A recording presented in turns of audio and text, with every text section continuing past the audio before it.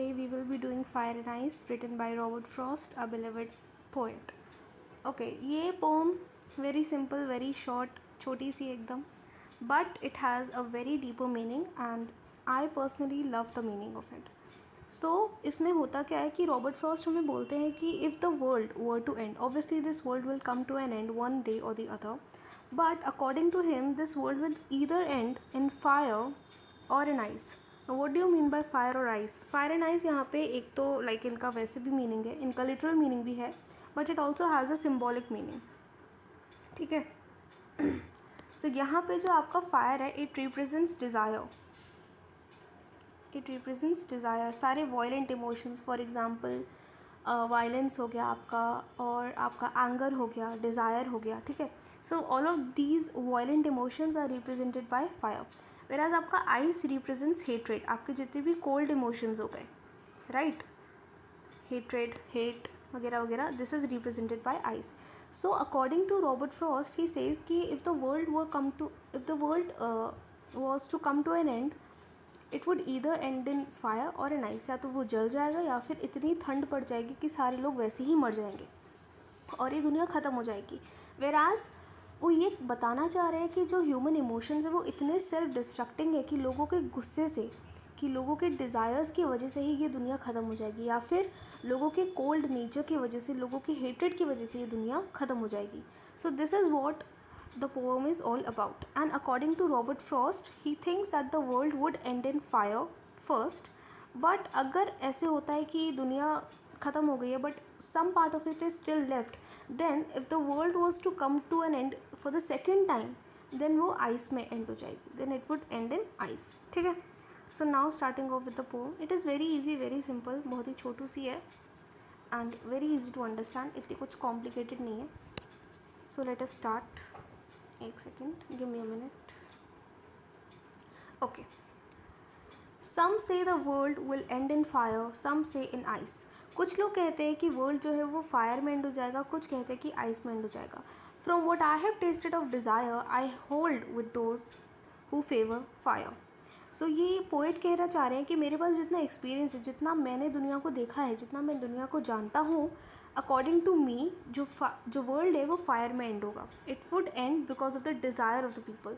सो poet के personal life में ऐसा कुछ हुआ होगा कि उनके साथ डिज़ायर्स की वजह से या फिर एंगर की वजह से उनकी लाइफ में ऐसा कुछ तो भी उनके पास एक्सपीरियंस रहा होगा कि he can say that the world would end in fire. Moving on to the next one. But if it had to perish twice, but अगर वर्ल्ड को जो है 2 बार ख़त्म होना होता, I think I know enough of hate. मुझे ऐसा लगता है कि मैं हेट को भी उतना ज़्यादा जानता हूँ, मेरे पास हेट के लिए भी इतना एक्सपीरियंस है to say that for destruction ice is also great. मैं इतना कह सकता हूँ कि वर्ल्ड की डिस्ट्रक्शन के लिए, वर्ल्ड के ख़त्म होने के लिए आइस भी ग्रेट है एंड वुड सफाइस, एंड वो भी सफिशिएंट है. सफाइस का मतलब है सफिशिएंट. ठीक है. So this is what the poem is saying, very easy to understand. I don't think इसमें कुछ समझाने की ज़रूरत है. Suffice means sufficient. ठीक है. एंड पेरिश मतलब कि टू डाई और टू डिस्ट्रॉय. ठीक है. पेरिश का मतलब होता है कुछ ख़त्म हो जाना, डिस्ट्रक्ट हो जाना. ठीक है. एंड तो येस, इट का यहाँ पे क्या मतलब है? इट का मतलब है world. If it had to perish twice मतलब कि अगर वर्ल्ड को दूसरी बार ख़त्म होना होता. ठीक है. Figures of speech. सम से S and S. So this is your alliteration. That the world will end. World will WW alliteration again. Some say again S and S is repeating. From what I have tasted of desire, I hold with those who favor fire. Favor fire. F is repeating here. यहाँ पे S repeat हो रहा है, यहाँ पे W repeat हो रहा है. But if it had to perish twice, I and I. ठीक है. यहाँ पे I का रिपीटेशन हो रहा है. आई think I know enough of hate. Now एक बार मैं आपको ब्रीफ समरी दे देती हूँ. द पोएट जो है he feels that the world will come to an end, and but he is not very clear कि वर्ल्ड कैसे एंड होगा. From what he has concluded, from what he has heard from the people and from his own experience, he thinks that world के लिए, world के and होने के लिए हमारे पास 2 बहुत ही ज़्यादा कॉन्ट्रास्टिंग बट पावरफुल एलिमेंट्स हैं नेचर के, which are fire and ice. ठीक है. एंड इनका लिटरल मीनिंग भी है fire and ice again, but इनका सिम्बॉलिक मीनिंग भी है which are the self destructing human emotions. ठीक है. अब द पोइट जो है वो सोचते हैं कि ईदर फायर और आइस या फिर both they will cause an end to the world, but he links these two powerful emotions to human beings and their emotions. ठीक है, तो वही मैं कह रही हूँ कि इनका सिम्बॉलिक मीनिंग भी है इस पोम में। Now in the first stanza में let us look at the first stanza. In the first stanza, the poet shows his agreement with those who believe that fire will cause an end to the world. वो ऐसा क्यों कहते हैं कि fire में end हो जाएगा? Because he says, from what I have tasted of desire, from what I know, ठीक है, उनको जितना पता है उनके अकॉर्डिंग वर्ल्ड जो है वो या तो वो जल के राख में बदल जाएगा, या फिर ह्यूमन की जो डिज़ायर्स है ना, कि मुझे ये भी चाहिए वो भी चाहिए, humans are never satisfied with what they have. So उनकी वजह से पोइट जो है कहते हैं कि डिज़ायर या फिर पैशन की वजह से, पैशन मतलब कि विशेज़, आपकी जो विशेज़, आपकी जो डिज़ायर्स हैं, आपका जो एंगर है, इसकी वजह से भी वर्ल्ड जो है ख़त्म हो सकता है। The uncontrolled fire of passion and desire may lead to the end of this world. But poet जो है एक सेकेंड ऑल्टरनेटिव पे भी आते हैं। पोइट क्या कहते हैं कि if it had to perish twice, कि अगर एक दूसरा ऑप्शन भी होता हमारे पास इस दुनिया को ख़त्म करने के लिए, देन आइस जो है वो भी ख़त्म कर सकता है दुनिया को।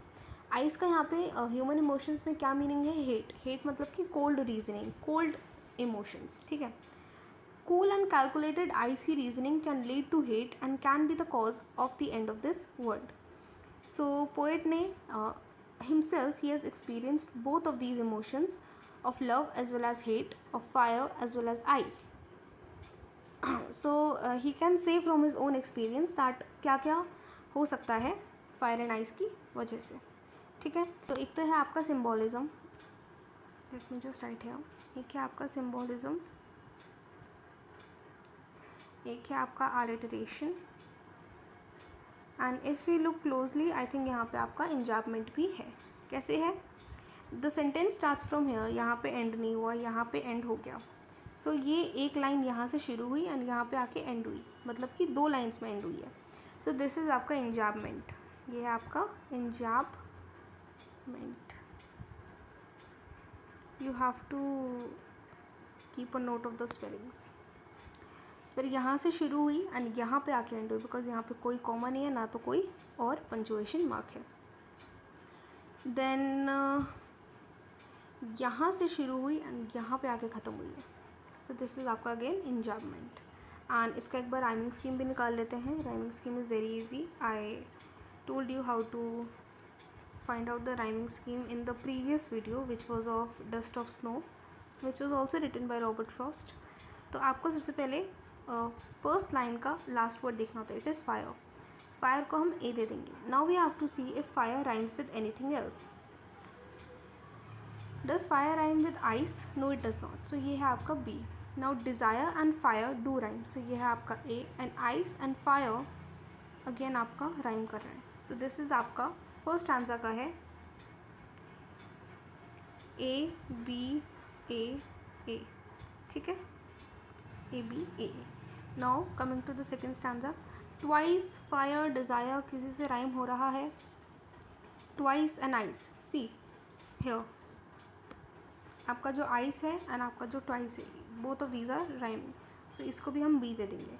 Hate, hate fire ice desire fire किसी से भी नहीं हो रहा है, तो ये है आपका C. Ice and ice again B. Great and hate C. Suffice and ice B. So आपका जो सेकंड स्टैंजा है उसका आ जाएगा B C B C B.